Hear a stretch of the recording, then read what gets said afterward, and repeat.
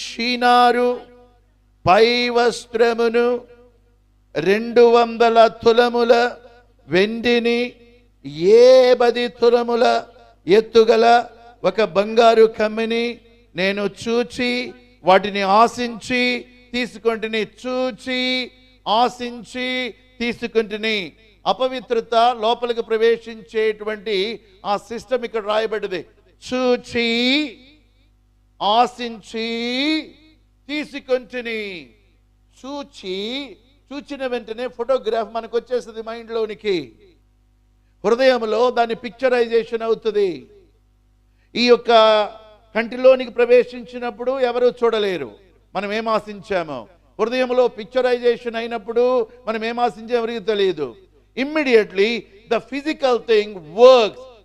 చూచి ఆశించి దానిని తీసుకుంటుని.